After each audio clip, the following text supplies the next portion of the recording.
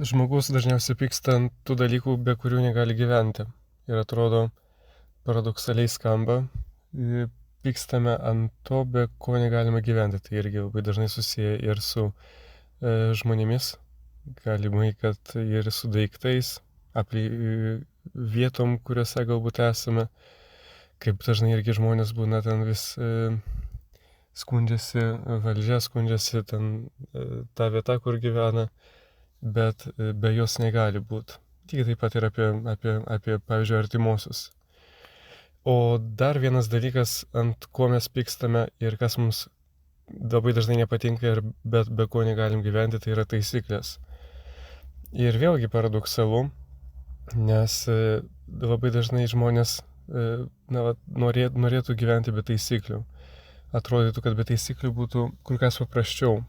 Bet vėlgi, manau, kad yra skirtingų žmonių, ir tarp jūsų besiklausančių vieni negali gyventi be tam tikro ritmo, be sustyguotos dienotvarkės, kitiems ten, pavyzdžiui, dienotvarkės iš vis nereikia, kad labai priklauso, jis ten atsikelia ir jis planuoja tą dieną, kai prabudo, ar ne, ir tada jau planuoja. Iš anksto jam nereikia nieko žinot. Bet kokiu atveju visiškai taisyklių neturėjimas yra negerai ir tai yra jau netvarka.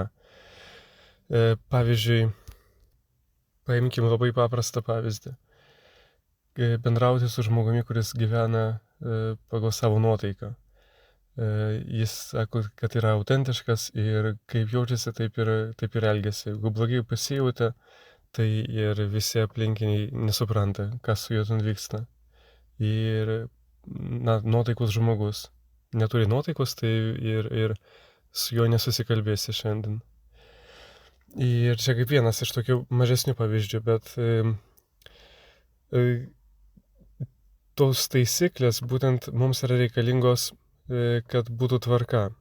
Ir šiuo atveju mes labai dažnai norėtume pasiduoti savo kažkaip nuotaikom, labai lengva pasiduoti jausmams, būtent jausmams labai lengva pasiduoti. Ir pavyzdžiui, blogai šiandien jautiesi, tai jeigu esi policininkas, tai ir bausi visus, ten jokio pasigailėjimo, tik ir ieškosi prie ko prikibti. Ir buvo toks irgi atvejis, kai reikėjo grąžinti vieną nuomotą daiktą, ir atidavus tą daiktą, ten akivaizdžiai matėsi, kad žmogus nenuotaiko tada, ir tiesiog matyt, kad norėjo ar keršyti, ar tiesiog išlieti tą pyktį ant kitų, ir įrašė, kad tas daiktas yra sugadintas. Tarsi, kai išnuomavau, naudojausi to daiktu ir tarsi aš jį sugadinau. Ten kažkokie įbrėžimai ir kažkas ten atsirado. Ir ten vėliau, ten reikia tada daugiau grąžinti pinigų ir, kažkaip atlyginti tuos pažeidimus.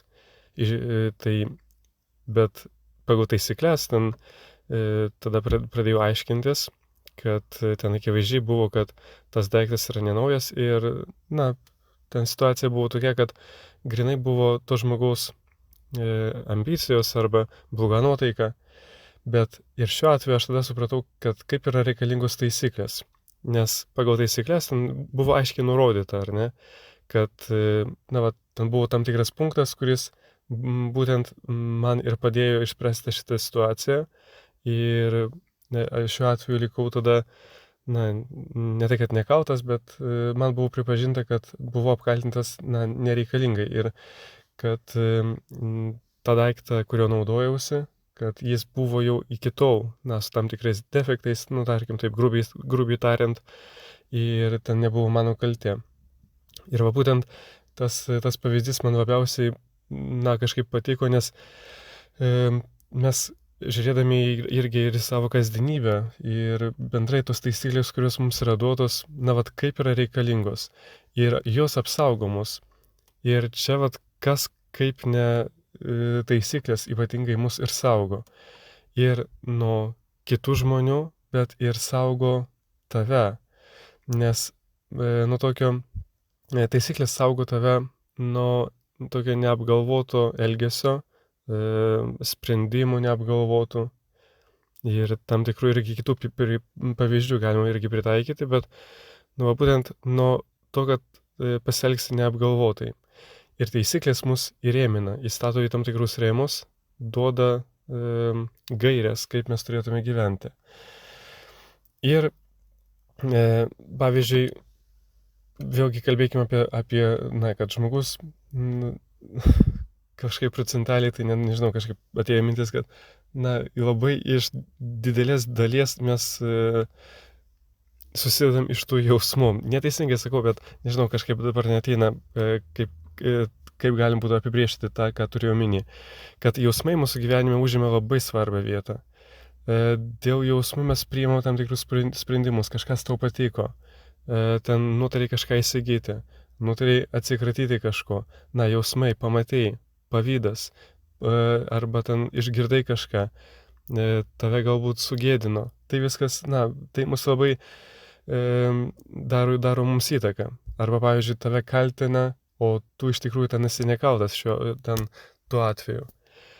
Ir jau, matot, pavyzdžiui, kartais žmonės gali sumanipuliuoti irgi, veikia mūsų jausmus. Ir kaip, nuostabu žinoti, kad taisyklės mus apsaugo. Tai taisyklės tai yra tam tikros normos, kurios duotos mums, kad mes kažkaip atrūšiavę jausmus nuo tokio paprasto mąstymo blaivaus ir analizavimo tikrovės, kokia jinai yra, kad mes priimtume tam tikrą sprendimą protingą, kad vėliau nesigailėtume. Ir kalbant apie apie išgyvenimus, kai viskas gerai, tai atrodo, mes niekada nepasiskusim ten, kad gyvenimas blogas. O kai kažką tokio negatyvaus išgyvenai ir iš karto, kam man toks gyvenimas? Man toks gyvenimas nereikalingas. Tarp tokių, su tokiais, toks oras, mažai šilumos, per daug lietaus arba atvirkščiai, toks gyvenimas man, ten kažkokį dar žodį galim pavartoti papildomą, nereikalingas. Ir būtent tai yra jausmai, arba ten susipykai su kažko, viskas, man toks gyvenimas nereikalingas, man toks darbas nereikalingas, ten dar kažkas, ar ne? Ir būtent nebūti vien nuotaikos žmogumi ir nesiremti vien emocijom, vien savo išgyvenimais. Ir pavyzdžiui, jeigu pastebi pas save, kad galbūt kartais kažkaip nukrypsti į tam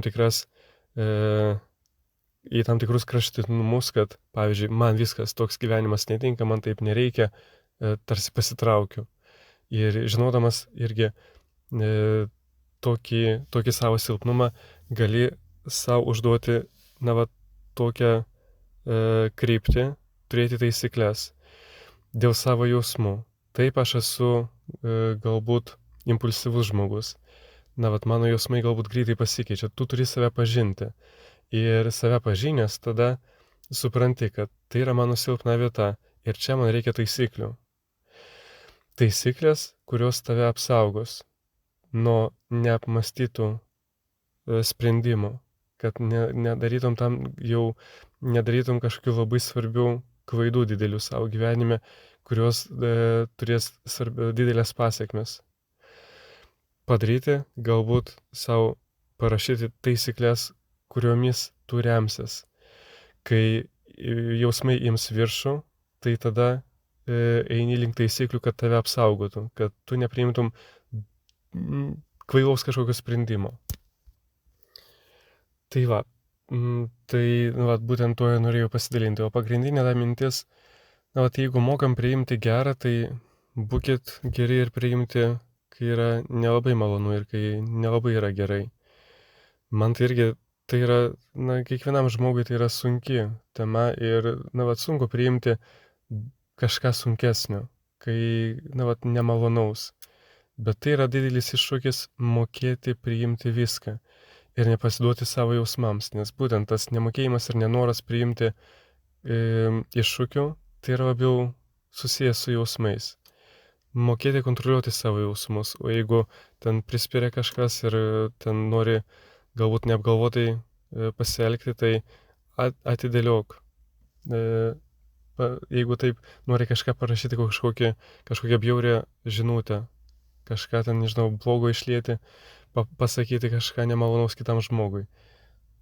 Pasakyk savo rytoj poryt. Kaip minimum rytoj tą padarysiu galbūt, o galbūt ir poryt. Tai yra tokia minimali apsauga, kai sakai rytoj, arba poryt, arba ten dar kažkada. Tai duodi savo laiko irgi tokią apsaugą, nepriimti neapgalvotų sprendimų. Tai va tiek, norėjau su jumis pasidalinti. Ačiū, kas klausėsi. Žmogus dažniausiai pyksta ant tų dalykų, be kurių negali gyventi. Ir atrodo, paradoksaliai skamba, pykstame ant to, be ko negalime gyventi. Tai irgi labai dažnai susiję ir su žmonėmis, galimai, kad ir su daiktais, vietom, kuriuose galbūt esame, kaip dažnai irgi žmonės būna ten.